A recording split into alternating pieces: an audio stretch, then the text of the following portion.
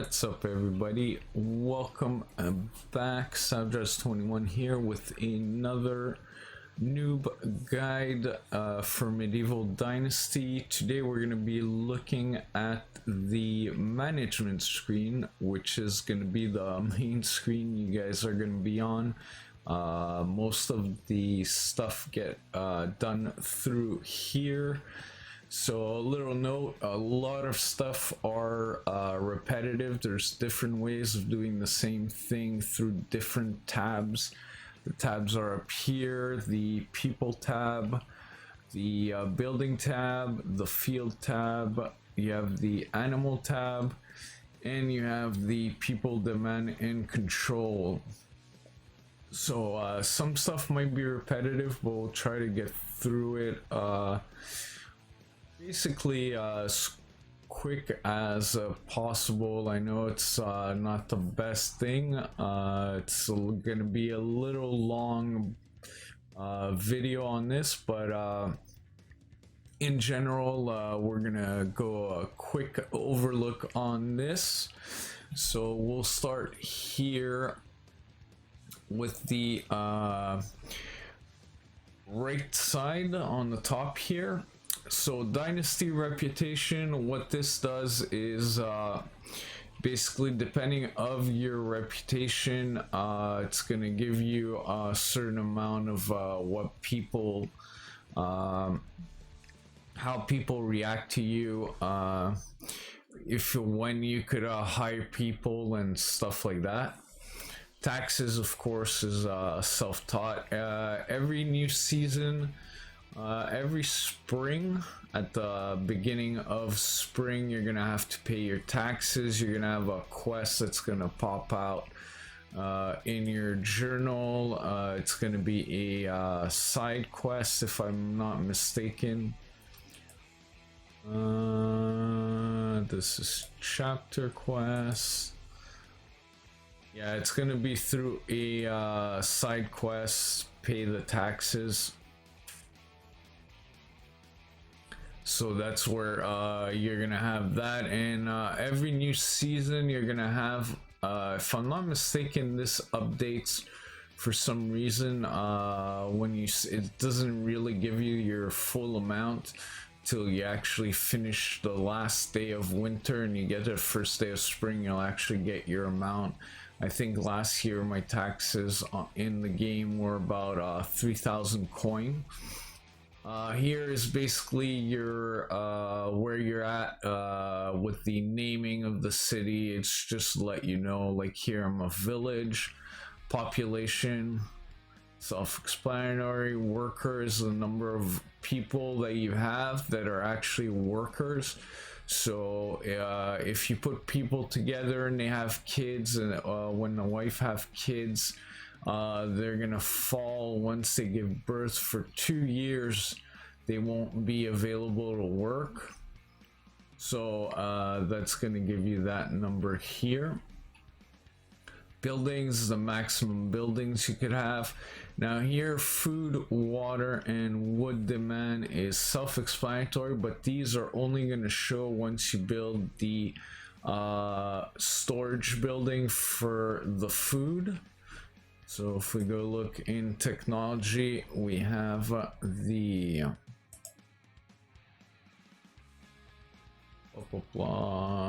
food storage that unlocks the first one. Then in production, in this building, you have the resource storage that's gonna unlock, and then the wood shed. I think once these get unlocked, that's where you're gonna have these that are gonna pop out, give you an idea. So I have 630, and I actually have food of 6,000 something. I'll also get into this because these numbers are also fudged a little.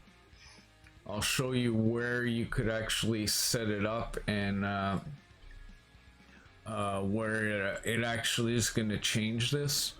And of course the demand is also going to change depending. Most of the times, like if you have kids, you're gonna have a higher demand even though you don't have they're not working for you, stuff like that. So if we do the people's tab, so this basically gives you a rundown of all the people you have. You could have, it's a good place to see a quick view of their mood. Still working on how to get them into the green in that, and what I saw, upgrading their houses gets their mood up. Also, when you do the small talk with them, there's an option that they tell you, tell me more about your skills, and they'll actually tell you what they prefer as a job. So if I notice, if you actually put them in that job, sometimes it helps too with their mood.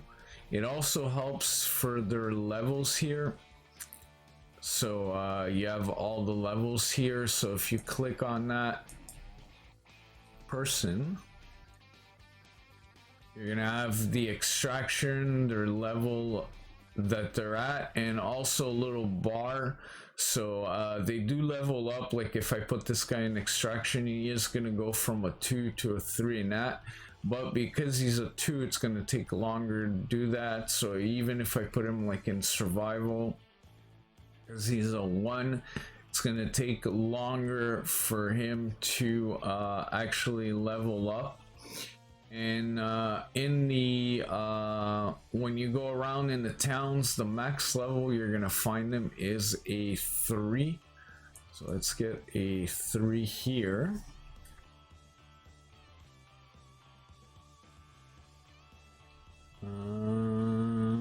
Escape. So if we go here, this is the max level you could find him out there. So 3. So you see he's almost to the point where he's going to be a level 4 at some point. If I'm sure if I go talk to her, we could see if she actually likes extraction. Doesn't mean because there are 3 here they actually like doing a job that's referred through this. Like example, production would be sewing hut, workshop. Extraction would be basically excavation shed. That's one of extraction. What else? Extraction, I think that's one of the only ones. The wood shed, excavation shed, they do use extraction. So that's where their level. What I wish they'd actually add here is that little box that you get in the small talk that I was talking about. Have it like once you talk with them, have it here, so you could actually look and see if you want to really go min max with the try like for their happiness and that. So it'd have a little description of that. That'd be nice. And also through here you could assign their house. So by clicking on this, it'll open up all the buildings you have, and you could go and assign them to there, or assign them a workplace by clicking on it. You'll have all the workplaces available, and you'll be able to assign them to a workplace. So that's a little quick look on the People's tab. So next is the buildings. So those are actually subcategorized. So you could open, close the tabs. Like I have 22 houses built, so I could see every house. We'll go through the these little status things and what they mean. So you see, like as extraction buildings, these are all the buildings I have. Same thing, hunting, the hunting lodge. Farming is the barn. Animal husbandry is the stables. pigsties, the cow buildings, sheep buildings, all that. Production is your anything that does production. Services is your stalls, stuff like that. And then you have your storage, so all your storage buildings. So when we go actually in here in the storage, you could actually go here, and quick way to see exactly what you have. They'll be all the same. The inventory is shared when you're looking at like food storage 1 compared to food storage 2. It's all shared. What happens is when you have a food storage 1, there's the limit of weight is lower than the food storage 2 limit of weight, but they get added together, so you can see all your storages there. Now let's go to the, let's say a building like here. Let's take the well as an example. So if you open the well, you'll have this. So you could have 1 worker out of 1. So you could also go through here, double click on that, and come and assign a worker. It'll automatically highlight what category, what skill that you need here, so you could put the best person available, or a person that has a higher number here. So that's one other way of doing it. The other thing is the tabs up here. This also gives you the information condition. Capacity here is every building has a self-storage. So you could come see what you have in that self-storage. You see I have 4 out of the 50 available. It gives you a status, no worker. If the building is let's take this one here, like see this status is damaged. Insulation 72.2% for the houses. Food, water, and wood demand is also in here in the houses. So you have all that in there. And here you have the in a working building, you'll also have the taxes. Insulation doesn't give anything here. And then you have the next tab, which is basically your percentage. So if you put somebody here, what do you want him to do? So different buildings have different things. So lower, upgrade the thing. We'll actually bring this down to 0.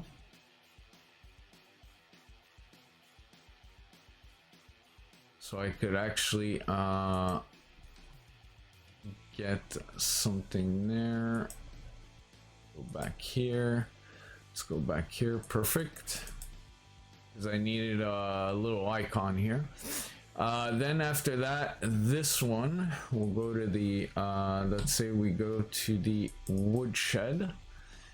So I have here, they're working on X percentage of logs, firewood, blah, blah, blah. And then here you actually see a overview of what they produce per day. So depending on what building you're looking at, if you're looking at a production building, like a wood workshop here, so I have them here working on different kinds of things. And then if I look here, I'm making this many torches, and to do all this, this is what it's costing me in sticks, leather, planks, and logs. So you, with this, you could come and figure out what productions you need, what you need in the extraction buildings to cover the production buildings. So if we take our woodshed,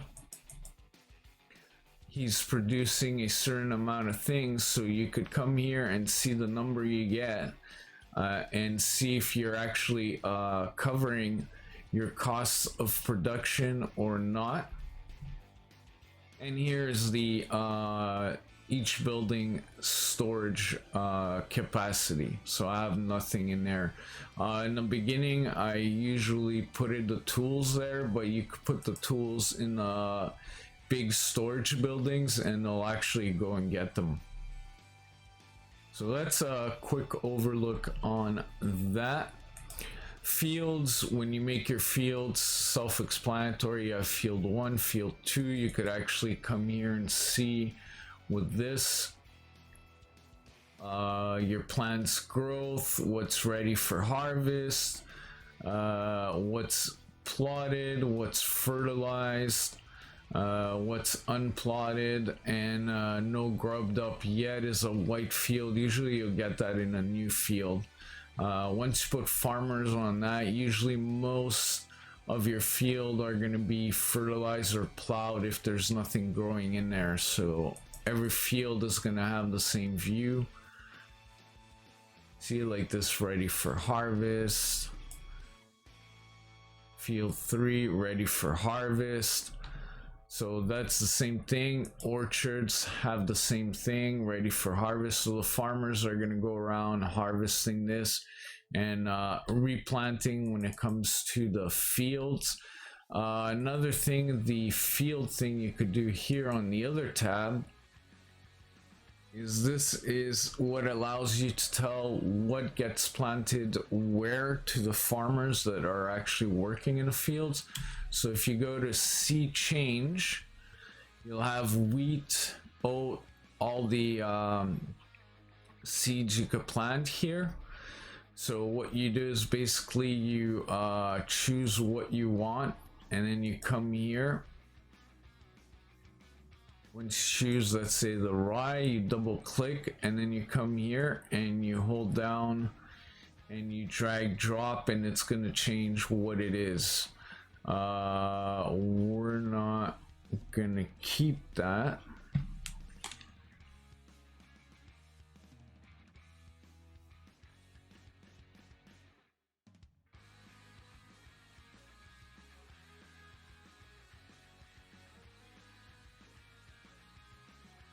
Yeah, do you want to keep changes? No, cancel.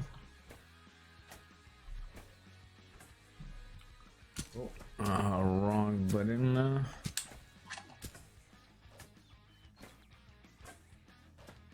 Give me a second here. My remote went to sleep. Hopefully that didn't mess up my things here. No, okay, perfect. And you could quick clear here too. So that's basically that field thing. And you could have also in the crops a quick view of what you have. The white number in the bottom is what you actually put here when you edited the crops. That's what basically is shown here in the white number. The green number is what's actually planted and getting grown. And here, of course, you have your taxes of each field. The bigger the field, the more taxes. Status, I think if you're missing fertilizer or anything like that, it's gonna show out here. So like here I have 26 out of 28 in field 1. That's this crop here. So you like you see it's not there. That's the one here, 26 out of 28. So they're probably in the middle of planting this. So that's a quick way of seeing too what's planted and what's going. And then if you double click on it, you get here an idea of where your plants are. Animal wise is the same thing. I have 2 pigs, so you have the hog, you get the age of the hog, readiness and status. When you double click on that, you could actually go in here and that's a condition of the animal and that, and it'll give you pretty much that. When you double click on it, there's no buildings here, so you can't, like, if I had another pigsty, I could transfer this pig to another building or another pigsty through that same way, or you could go, like I said, there's many ways of doing this. You go in animal, you go in the pigsty, and you come and choose here. You could assign it that way too. So that's pretty much that in a thing. Now, the other thing I didn't mention, the colors. Bluish is male, purplish is female. Same thing for the animals. Bluish is male, purple is female. So that's another quick way to see your stuff. Now we're gonna wait till we go through that one. I'm just gonna explain for now the little symbols. So when you have an exclamation point, there's something in that bracket that needs to be looked at. So like here, there's 2 issues in that one, 2 issues in that one. 2 issues in that one, 4 issues in this one. So if we go look like in the house, 1 issue, this is 1. That's it. There's nothing else. So that lets you know there's something here. This symbol is a symbol that the building is damaged. So if we click on this building, you'll see it's damaged. So we need to repair that. That's what this symbol means. Now in extraction we have 2, so there's 2 issues. So this symbol means that there's no worker, so you're gonna have always a 1 here unless you assign a worker that's gonna be in there. And this paper-like thing means that there's nothing set under the goods production tab. Once you put 1%, and you go here, and we go see our well, you see the listing left. So that issue was resolved because we actually put a production amount here.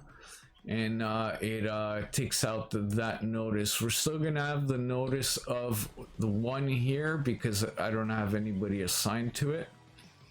So that's what that one means. Now this one here, there's barn, there's 2 of them. The barn is damaged, like we said before, that's the little damage icon. And this means that there's missing materials to do something. Don't freak out when you see that, because sometimes it's just if we go look in the barn here in production, damage, no resources. What that means is that there's no resources. Like I don't have any more old greens. He made all the old greens possible here, so we need oat. Oat is maybe out of season, you didn't grow it yet or something like that, so it's going to give you a no resource. But it doesn't mean that he's not working. If you see, he's working on everything else that we actually have materials for. So that's why I say when you see the no resource thing, just go look inside. It might just be your missing materials or you're out of season, something like that. A lot of the times the herbalist hut during, apart for summer, I think, is gonna have a lot of things where you see invalid season. It's not gonna give you a no resource name because it's invalid season, but that's it. I needed potion of instant healing, and this one needs broadsplane and dandelion, and I didn't have enough. It right here, no resource. So then you'd have that little icon under here, like we have in the barn, saying that we don't have resources because we don't have the materials to do that. So you're gonna see that one a little often. Same thing here. This one means you don't have an animal, in the in the stable. I didn't get the horses yet, so no animal. That's what that means. So you're gonna always get, when your tabs are closed or open, a caution. Doesn't always mean there's something bad happening. It's just letting you know that you're missing something in there. Same thing in productions. See, we're missing a person. No resources, no resources. What that means is just that in the pottage, I don't have any cabbages. So she can make pottages, so it's going to give me a no resource on that one. And here I have damaged building, again no resource and no person in the sewing hut. So we have 4 issues in this tab, 4 cautions. Doesn't mean that it's bad, it's just to let you know. Now on the last tab, which is people's demand, if we go look here, we'll work with the wood, but basically it's the same concept here. It lets you select what the people could use and not use. So if I don't want them to use sticks and I click on it, see how my my number went down of what's available from 2003-25. I click, I don't want them to use sticks anymore. It goes down to 1,390, which is basically what you have in firewood. So I want them only to use firewood. So this is a way of controlling what your people use. So the same thing with the water.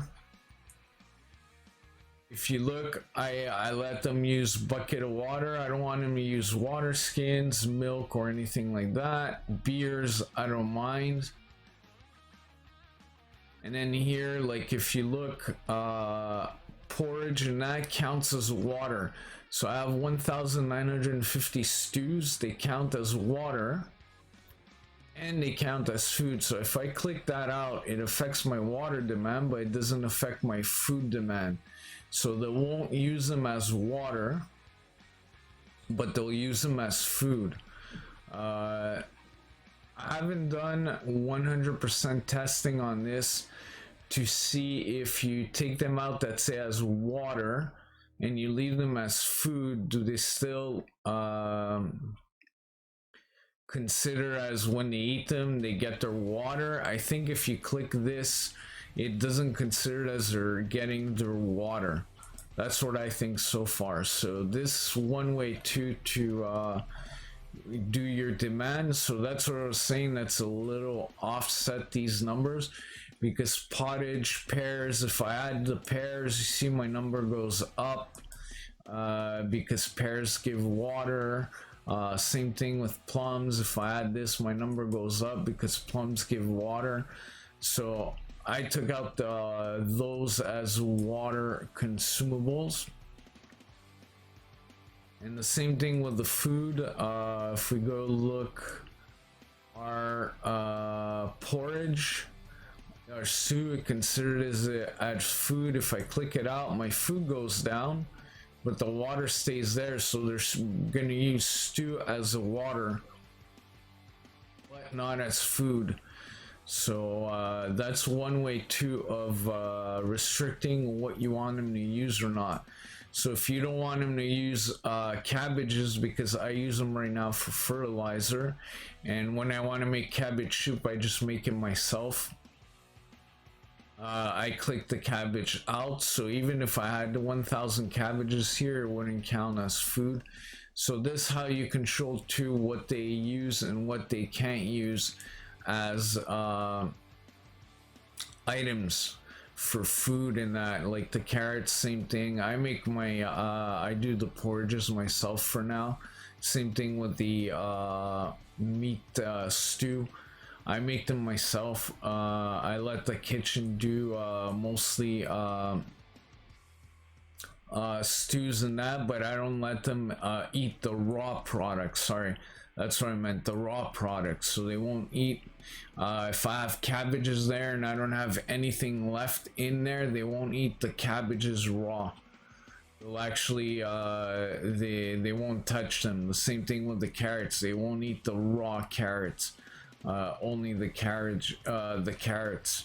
So if I didn't have any stews, I didn't have nothing, and the only thing I had left there is onions, they wouldn't be eating the onions. They'd have zero food here, even though I had full onions, full carrots, and that they wouldn't eat them. So that's how little you have a little control of what your people use. So yeah, that's about the management tab, about a quick overview of how it works.